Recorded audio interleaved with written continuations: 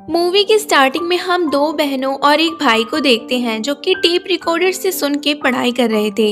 Guys, movie में किसी को भी नाम नहीं दिया गया है सिवाय एक लड़की के। और मूवी का सीन कुछ इस तरह से है। इनकी फैमिली आबादी से काफी दूर रहती है। फैमिली में मॉम, डैड और तीन बच्चे हैं। इनके घर के चारों तरफ ऊंची ऊंची दीवारें हैं। इनके बच्चों के मॉम डैड ने कुछ रूल्स बना रखे हैं जो कि हमारे पेरेंट्स के रूल से बिल्कुल अलग हैं। जैसे इनके पेरेंट्स अपने बच्चों को घर के बाहर जाने नहीं देते, बच्चों को खुद ही पढ़ाते हैं। और इनके पेरेंट्स ने अपने बच्चों को बता रखा है कि धरती का सबसे खतरनाक जीव कैट है। इनके पेरेंट्स ने अपने बच्चों के माइंड में सब गलत बातें फीड कर रखी हैं और इनके बच्चे भी ऐसा बिहेव करते हैं जैसे वो कितने छोटे हैं। इनके पेरेंट्स ने अपने बच्चों को रिश्तों के बारे में भी कुछ नहीं बताया कि बहन, भाई, माँ क्या होती है। कहने का मतलब माँ बाप ने अपने बच्चों के माइंड में पूरी तरीके से अपना कब्जा कर रखा है, इसलिए इन बच्चों का दिमाग बिल्कुल भी विकसित नहीं हुआ।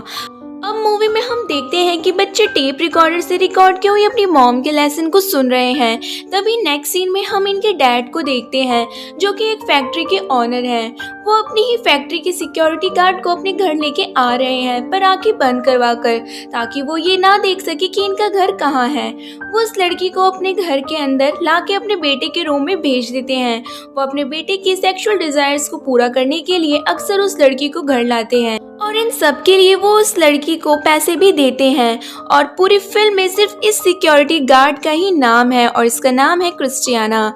इसके नेक्स्ट सीन में हम क्रिस्टियाना को बड़ी बेटी के साथ देखते हैं। दोनों बैठ के बात कर रही थी। बड़ी बेटी क्रिस्टियाना से उसके हेयर बैंड के बारे में पूछती है तो क्रिस्टियाना बताती है कि ये हेयर बैंड रात में चमकता भी है, जिसे सुनकर बड़ी बेटी उसे लेने की इच्छा करती है बट डायरेक्टली नहीं मांगती है। वो बताती है कि मेरे पास भी एक हेयर बैंड था बट वो मैंने अपनी बहन को सॉक्स के बदले दे दिया। इस बात से हमें पता चलता है कि इनके पेरेंट्स ने इन बच्चों को पैसों का कॉन्सेप्ट भी नहीं समझाया था। इसके बाद इनके डैड क्रिस्टियाना के साथ एक फैमिली फोटो खींचते हैं। दरअसल क्रिस्टियाना सब जानती थी कि ये फैमिली अजीब है बट उसे तो सिर्फ पैसों से मतलब था, इसलिए वो और चीजों पे ध्यान नहीं देती। इसके बाद उनके डैड क्रिस्टियाना की आंखें बंद करवा के वापस उसे छोड़ आते हैं। फिर नेक्स्ट सीन में हम उनके बच्चों को देखते हैं जो कि बहुत बड़े हैं बट ऐसे खेल रहे हैं मानो वो कितने छोटे बच्चे हों। वो दिन भर तीनों आपस में लड़ते, खेलते, कूदते अपना दिन बिताते थे। फिर हम इस पूरी फैमिली को डिनर टेबल पे देखते हैं और इसी टाइम हमें पता चलता है कि इन तीनों बच्चों में से जो सबसे अच्छा बिहेवियर करता है उसे उतने ज़्यादा स्टिकर्स मिलते हैं और इसी कारण सबसे ज़्यादा स्टिकर्स भाई के पास हैं, फिर उसकी बहन और फिर सबसे छोटी बहन के पास। और इसी से तय होता है कि रात को किसकी मर्जी चलेगी। ज़्यादा स्टिकर्स भाई के पास थे, इसलिए वो कहता है कि हम टीवी देखेंगे। तो वो तीनों भाई बहन बैठ के टीवी देख रहे होते हैं बट टीवी में तो सिर्फ अपनी घर की रिकॉर्ड हुई वीडियोस देखते हैं, क्योंकि उनके पेरेंट्स ने उन्हें ऐसा कुछ बता ही नहीं रखा कि बाहर भी लोग होते हैं और भी बहुत सी खूबसूरत चीजें होती हैं। इसी कारण उनके टीवी में उनके डैड ने सिर्फ उन्हें अपनी फैमिली वीडियोस चलाना सिखा रखा है। इनके घर में फोन है बट वो सिर्फ उनके पेरेंट्स यूज करते हैं, बच्चों से उसे छुपा कर रख रखा है। इसकी अगली सुबह हम इनके बड़े बेटे को देखते हैं जो कि अपने डैड की कार वॉश कर रहा था, पर इसके बाद वो झाड़ियों से बात कर रहा था और पत्थर फेंक रहा था। वो ऐसा इसलिए कर रहा था क्योंकि इनके पेरेंट्स ने अपने बच्चों को ये बता रखा था कि तुम्हारा एक और भाई था बट वो एक दिन घर से बाहर निकल गया और अब वो बड़ी मुसीबत में है और हम भी उसे अब बचा नहीं सकते। ये पेरेंट्स इसलिए अपने बच्चों को ऐसी झूठी बातें बताते हैं ताकि वो बच्चे कभी भी घर से बाहर कदम ना रखे। और बच्चे अपने माँ बाप की इन बातों को सच भी मानते थे, इसलिए वो कभी भी बाहर जाने से डरते थे। और इसी ही लिए इनका बड़ा बेटा झाड़ियों पे पत्थर फेंक रहा था ताकि वो उन बाहर के लोगों को मार सके जो इनके भाई को नुकसान पहुंचा रहे हैं। बट इस गलती के लिए इसके पेरेंट्स इसे सजा भी देते हैं ताकि वो दोबारा बाहर पत्थर ना फेंके। फिर डेली रूटीन की तरह इनके डैड आज भी फैक्ट्री के लिए घर से निकलते हैं और बाकी लोग उन्हें घर से निकलता देखते हैं। फिर वो सभी अपने डेली एक्टिविटी में लग जाते हैं, जैसे कि आंखों पे पट्टी बांध के पूरे घर में घूमना वगैरह। इसके नेक्स्ट सीन में हम इनके डैड को देखते हैं जो कि एक डॉग लेने गए थे, बट जो डॉग उन्हें पसंद आया था वो डॉग सेलर अभी नहीं सेल कर रहा था, क्योंकि अभी उस डॉग की ट्रेनिंग कंप्लीट नहीं हुई थी। दरअसल इनके डैड ने अपने बच्चों को ये बता रखा है कि जब तुम्हारे डॉग टूट जाएंगे तब वह बाहर जाने के लिए कैपेबल होंगे, बट ये दांत तो बुढ़ापे में टूटते हैं। इसका मतलब ये लोग अपने बच्चों को जिंदगी भर दुनिया से छुपा के रखेंगे। इसके नेक्स्ट सीन में हम क्रिस्टियाना को देखते हैं जो कि आज फिर से इनके घर आई है, बट ये भी थोड़ी अजीब है। क्रिस्टियाना इनके बड़े बेटे से इंटीमेट होने के बाद हमेशा की तरह इनके बड़ी बेटी के पास जाती है और पूछती है क्या तुम्हें ये हेयर बैंड चाहिए, तो बड़ी बेटी तुरंत हाँ कहती है, बट क्रिस्टियाना उससे कहती है कि अगर वो उसके प्राइवेट पार्ट को लिक करेगी तभी वो उसे ये हेयर बैंड देगी। अब उसकी बड़ी बहन को ऐसा कुछ नहीं पता था कि ये गलत है या सही, इसलिए वो ऐसा करती भी है। फिर वो हेयर बैंड पा के बहुत खुश होती है, बट वो सेम एक्सचेंज ऑफर अपनी बहन के साथ करती है, बट वो अपनी बहन को कंधा लिक करने को कहती है। इसके बाद सीन चेंज होता है और ये लोग एरोप्लेन देखते हैं आसमान में, बट इनके पेरेंट्स ने इन्हें ये नहीं बता रखा था कि इसमें इंसान भी होते हैं, इसलिए ये बच्चे उसे बर्ड की तरह समझते थे और इनके पेरेंट्स टॉय एरोप्लेन चुपके से गार्डन में या फिर कहीं पे भी गिरा देते थे, फिर कहते थे कि एरोप्लेन हमारे घर में गिर गया। इसके बाद ये बच्चे इन एरोप्लेन से खेलते और एक दिन ऐसे ही खेलते खेलते इनकी बड़ी बेटी अपने भाई से एरोप्लेन छीन के घर के गेट के बाहर फेंक देती है, जिससे भाई खड़ा होकर एरोप्लेन देखता है, बट एरोप्लेन लेने बाहर नहीं जाता।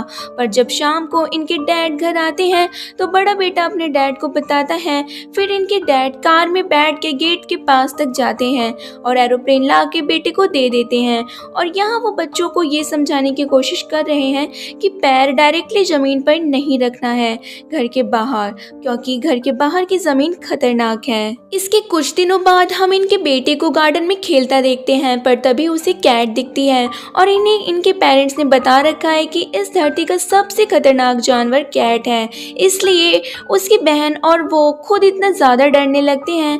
फिर किसी तरह से हिम्मत दिखा के इनका भाई उस कैट को मार डालता है और फिर ये लोग ऐसे बिहेव करते हैं जैसे उसे मार के इन्होंने कितना बड़ा काम किया हो।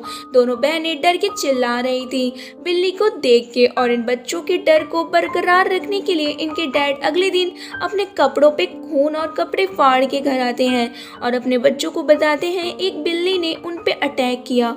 वो कहते हैं कि जो भाई तुम्हारा इस घर के बाहर रहता है उसे तो बिल्ली ने मार डाला, मैं तो किसी तरह से बच के वापस आया हूँ, जिसे सुन के इनके बच्चे काफी डर जाते हैं। इसके बाद इनके डैड अपने बच्चों को कहते हैं कि अगर बिल्ली से बचना है तो कुत्ते की तरह भौंकना होगा। फिर सारे बच्चे कुत्ते की तरह भौंकने लगते हैं।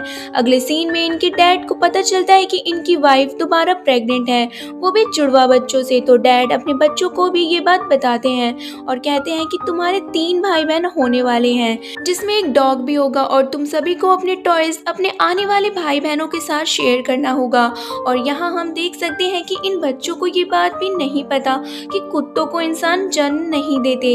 इसी तरह कई छोटी छोटी घटनाओं को हम देखते हैं जो कि इनके पेरेंट्स अपने बच्चों के साथ बिल्कुल गलत करते, जैसे वो खुद ही पूल में फिश डाल देते और बच्चों को लगता कि फिश ऐसे ही आती है, बाहर कोई समुद्र नहीं होता, ये तो ऐसे ही घर में अपने आप आ जाती है।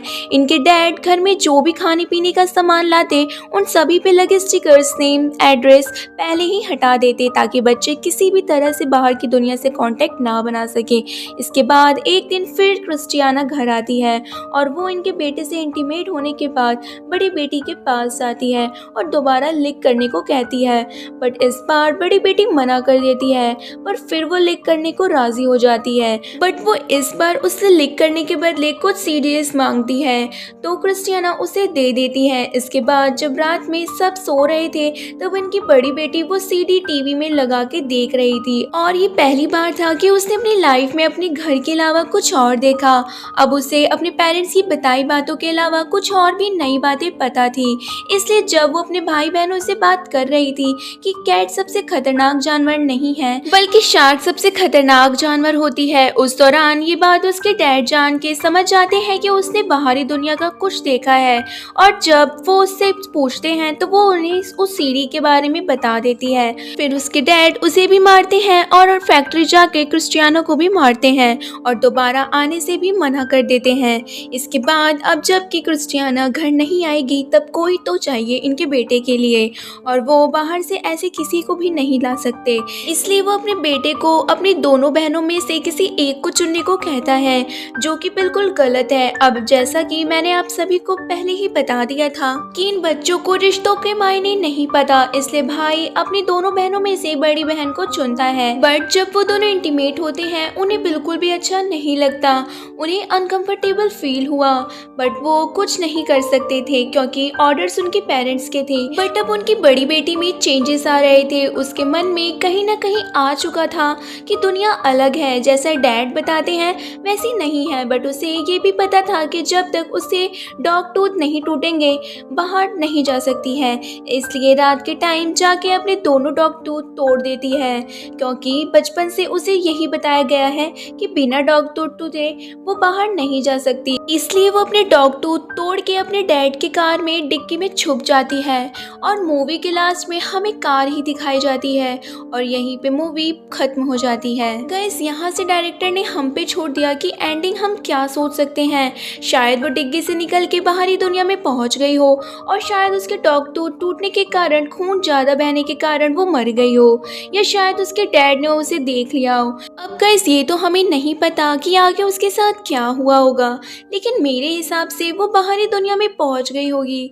आपको क्या लगता है और उसके साथ क्या हुआ होगा, मुझे कमेंट सेक्शन में बताना बिल्कुल मत भूलना। सो गाइस, ये थी हमारी आज की मूवी डॉग टूथ। उम्मीद करती हूँ आपको मेरी ये मूवी पसंद आई होगी। तो अब मैं करती हूँ आपको अलविदा, और अब हम मिलेंगे एक नई मूवी के साथ। बाय।